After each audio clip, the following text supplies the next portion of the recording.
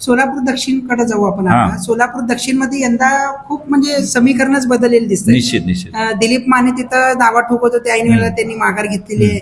नव्यानंच राजकारणात उद्योगपती म्हणून असायचे पण राजकारणात अलिप्त असणारे, अगदी शांत मनमिळव स्वभावाचे काढा आता मैदानात उतरलेले आहेत. त्यांच्याच विरोधात 2 टर्मचे दक्षिण मधलेच आमदार सुभाष देशमुख आहेत. आणि नव्याने युवा नेतृत्व म्हणून रतिकांत पाटील यांचे मुलगा जे आहे अमर पाटील, हे पक्षाकडून म्हणजे महाविकास आघाडीकडून अधिकृतपणे मैदानात उतरलेत. कसं पाहता याकडे? पाहता काय सगळं सरळपणे दिसतंय आपल्याला.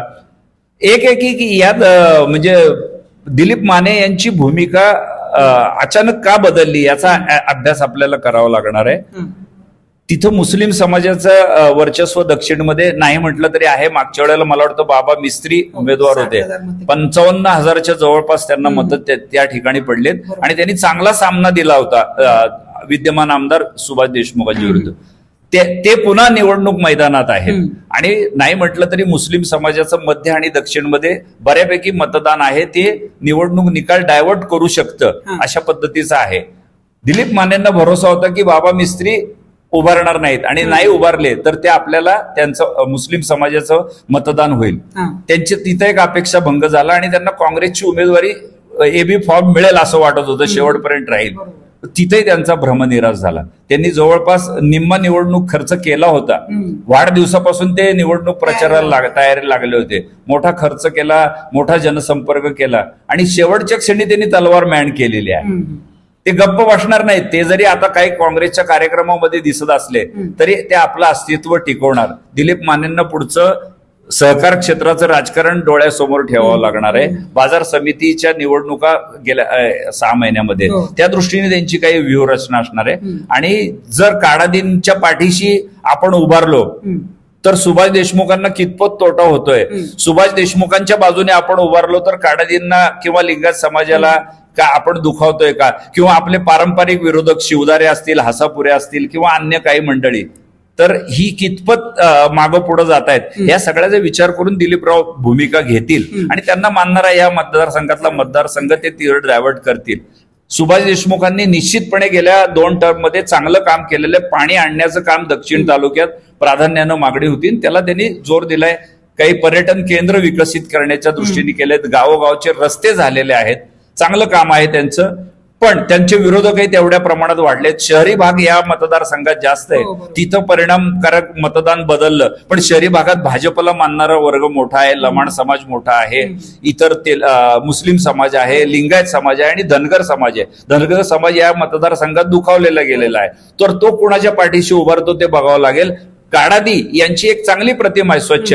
पण मधल्या काळात चिमणीच्या निमित्तानं सोलापूर शहरातील सुशिक्षित वर्ग काडादी यांच्या विरोधात गेला होता. त्यांना असं वाटत होतं की सोलापूरची विमानसेवा असो किंवा काही विकास कामं याच्यामध्ये खोडा घालण्याचं काम काडादी यांच्याकडनं किंवा त्यांच्या समाजाकडनं होतंय का, असा एक मेसेज समाजामध्ये गेलाय. ते संपादक आहेत, ज्येष्ठ संपादक, संचारसारखं दैनिक त्यांच्या हातात आहे. सिद्धेश्वर सहकारी साखर कारखाना आहे. त्यांनी मधल्या काळामध्ये एक जातीय राजकारण या मतदारसंघामध्ये केलं. याचा त्यांना फायदा होतो की तोटा होतो बघावं लागेल. बघा, जरांगे पाटलांनी मध्यंतरी एक विधान केलं, कोणत्याही एका समाजाच्या पाठिंब्यावरती कुणी निवडून येत नाही. आपले बहुभाषिक, बहुजातीय, बहुधर्मीय मतदारसंघ आहेत. त्याचा विचार या मोठ्या लोकांनी केला पाहिजे, विचारवंतांनी यापूर्वी. कसं आता खरं तर काडादी कुटुंब बऱ्याच वर्षांनी निवडणुकीत उतरले, त्यांना समाजामध्ये मान आहे. पण समाज सेवा करताना किंवा सहकार क्षेत्रात काम करताना, राजकारण करताना नाही. बघा तुम्ही, मध्यंतरी सहकारी साखर कारखान्याच्या निमित्ताने एका सभा उधळली गेली काडादींची. म्हणजे काडादींना गावोगावी विरोध करणारे सुद्धा लोक आहेत. या सगळ्या मुद्द्याचा विचार करावा लागणार आहे आपल्याला. या ठिकाणी निश्चितपणे संघर्षमय निवडणूक झालेली आहे आणि ती रंग बदलेल. अमर पाटील यांचा तुम्ही उल्लेख केला, त्यांचे वडील या ठिकाणी आमदार होते. त्यांचे काका जरी आता राष्ट्रवादीमध्ये असतील, रविकांत पाटील, किंवा त्यांचे इतर चुलत बंधू, पण शेवटी पाटील कुटुंबाचा एक दरारा असतो. तर तो या मतदारसंघामध्ये आहे आणि लिंगायत समाजामध्ये आहे. कर्नाटकला जॉईंट असलेला हा दक्षिण तालुका आहे जवळपास कर्नाटकच्या हद्दीवरचा. त्याच्यामुळे तिथं या पाटील कुटुंबाला मानणारा लिंगायत समाजातला, धनगर समाजातला एक वर्ग पहिल्यापासून आहे. तो रतिकांतच्या पाठोपाठ आता अमर पाटील, खरोखरच अमर पाटील एक जिद्दी कार्यकर्ता आहे, लोकांशी संपर्क चांगला आहे, शिवसेनेशी ठाम आहे. त्याशिवाय उद्धव ठाकरे यांनी युती म्हणजे मतभेद एवढ्या टोकाला गेले तरी उद्धव साहेबांनी AB फॉर्म दिला, जा भरून टाक म्हणले. संजय राऊत सारखा नेता त्यांच्या भरोशावरती म्हणजे त्यांच्यावर ठाम राहिला. ही जमेची बाजू आहे. आणि कट्टर शिवसैनिक या तालुक्यात पहिल्यापासून आहेत. बरं, अगदी शिवाजी पिसे यांच्यापासून त्यांनी निवडणुका तिथं लढलेल्या आहेत. शिवसेनेला इथं मतदार मानणारा मोठ्या प्रमाणावर आहे. तो निश्चितपणे यांना यांच्या पाठीशी उभा राहील. आता धनगर समाजाची भूमिका पण महत्वाची ठरणार आहे. काही नेते इकडे आहेत, काही नेते तिकडे आहेत. दक्षिण तालुक्याचं आणखीन एक वैशिष्ट्य म्हणजे तिथं गावाला 2 पुढारी आहेत आणि त्यांची प्रत्येक वेळेला भूमिका अशी वाद कुकुट असते, एकदा इकडं एकदा तिकडं एकदा तिकडं. त्याच्यामुळे ह्या सगळ्यांना अधिकाधिक लोकांना आपल्या बाजूनं बांधण्यात जो यशस्वी ठरेल तो बाजी मारेल असं एकंदरीत दिसतं. दक्षिणमध्ये काडादी, देशमुख आणि पाटील या तिघांव्यतिरिक्त बाबा मिस्त्री जे तुम्ही म्हणलेले की गेल्या वेळेला 55,000चा लीड घेतलेलं होतं, यंदा ते प्रहार या नवीन पक्षाकडून मैदानात आहेत. कारण ते काँग्रेसच्या इतके दिवस होते, नाराज झाले काँग्रेसमधून, तिकीट नाकारण्यात आलं, मध्ये जबरदस्ती करण्यात आली, पण मध्ये मी उभारणार नाही कारण तो माझं कार्यक्षेत्र नाही असं ते म्हणायचे. बाबा मिस्त्रींचं एकंदरीत हे सगळं गणित प्रहारमध्ये येऊन काँग्रेस सोडून प्रहारमध्ये येऊन चूक केली असं वाटतंय का? बाबा मिस्त्री चुकलेच आहेत. तुम्हाला निवडणूक लढवायची असेल तर तुम्ही कुठेही तयार राहिलं पाहिजे. ठीक आहे, कार्यक्षेत्र तुम्ही शहरात नगरसेवक म्हणून निवडून येता आणि मध्य नको म्हणता.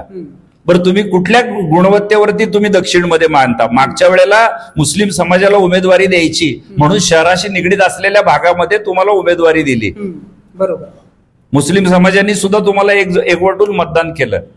आज आता तुम्ही इथं MIM सारखा पक्ष येतोय आणि मग मुस्लिम समाजात आपल्याविषयी रोष नको म्हणून जर तुम्ही उडी मारत असाल दुसरीकडं आणि पुन्हा काँग्रेस पक्षाला दोष देत असाल तर हे लोक नासमज नाहीयेत.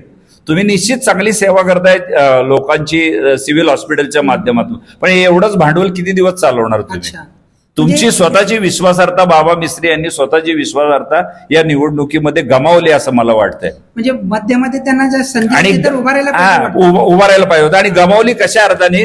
त्यांनी जायचं असेल तर प्रहारमध्ये जायला काय हरकत नव्हती. ते काँग्रेसवर टीका करून काँग्रेसने माझ्यावर अन्याय केला. अरे, काँग्रेसने तुला 4 वेळा उमेदवारी दिली नगरसेवक पदाची, तुला विधानसभेची उमेदवारी दिली, तुला स्थायी समिती महानगरपालिकेमध्ये दिली, तुला इतर पुरस्कार दिले, इतर शहरामध्ये काँग्रेस कमिटीमध्ये महत्वाचं स्थान दिलं. एवढं मान मिळवलं काँग्रेसने अन्याय. मला हे कळत नाही, महेश कोटेंचा असेल काँग्रेसने अन्याय केला म्हणजे जो बाहेर पडतो तो म्हणजे काँग्रेस असेल किंवा बीजेपी असेल. अरे, पक्ष वर्षानुवर्ष तुम्हाला उमेदवारी, सुरेश पाटील पण असतील, तुम्हाला 6 वेळा उमेदवारी देऊन सुद्धा तुम्ही समाधानी नाही. मग न्याय दिला तरी कोणाला? काँग्रेस ह्या राजकीय पक्षांनी. पक्षासमोरच्या अडचणी सुद्धा तुम्ही ओळखल्या पाहिजेत असं मला वाटतं. आणि ह्या सगळ्या ह्याच्यावरती आता लोक फार हुशार झालेले आहेत. चिन्ह बदललं तरी लोक कुठलं चिन्ह आहे, कुणाला निवडून द्यायचंय, नाव सारधम्य असलं तरी कुणाला द्यायचंय, या सगळ्याचा विचार करून लोक बाहेर पडतील आणि मतदान करतील. दक्षिण तालुक्याच्या विकासाचा जो प्राधान्य देणारा आहे याच्याविषयी लोकांमध्ये विश्वास होईल, त्याच्या पारड्यात अधिकाधिक मतदान जाईल असं मला वाटतं. जाता जाता शेवटचा एक प्रश्न असा आहे, मुद्दा, सोलापूर दक्षिण असो, शहर मध्ये असो किंवा सोलापूर शहर उत्तर असो, तिन्ही मतदारसंघात जातीय समीकरणात जो यशस्वी ठरेल तोच बाजी मारेल आणि आमदार बनेल असं वाटतंय? नाही, शहर उत्तरला तसं नाहीये.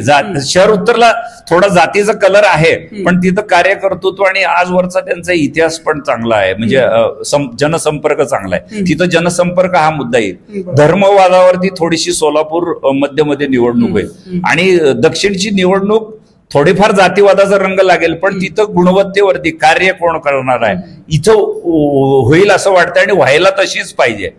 माझं म्हणणं आहे की जात, धर्म, गट, पक्ष किती वर्ष आपण बघणार, त्याच्यापेक्षा काम करणाऱ्याला बघा. तुम्ही या वेळेला आपण म्हणत होतो की सुशिक्षित उमेदवार राहत नाहीत. यंदा सगळ्या छोट्या पक्षांनी किंवा अपक्षांनी गुणवत्ता म्हणजे इंजिनियर, डॉक्टर ह्याच्या दर्जाचे उमेदवार दिलेले आहेत. BA BCom झालेले म्हणजे ग्रॅज्युएट झालेले उमेदवार दिलेले आहेत. म्हणजे बदल होतोय, थोडा हळूहळू होतोय, पण हा वेगाने व्हायला पाहिजे. आपण किती वर्ष हयातच घालवायची? जात धर्माच्या व्यतिरिक्त ही निवडणूक व्हावी असं मला वाटतं.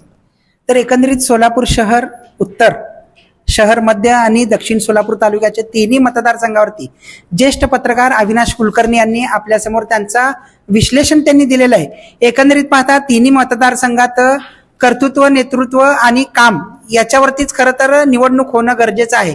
परंतु शहर मध्ये जर पाहायला गेलं तर थोडंसं जातीय समीकरण आपण पाहिलं की लोकसभेला तिथं थोडंसं जात फॅक्टर हा महत्वाचा ठरलेला आहे. तोच जात फॅक्टर यंदा MIM वर भारी पडतो की मग भाजपाला भारी पडतो हे आपल्याला येणाऱ्या 23 तारखेलाच कळणार आहे. एकंदरीत तुम्ही जागरूक मतदार आहात. मतदान करताना योग्य उमेदवाराला मतदान करा एवढंच आम्ही सुद्धा सांगू शकतो. धन्यवाद. सोलापूर DNA साठी मी इम्रान सगरी, सोलापूर.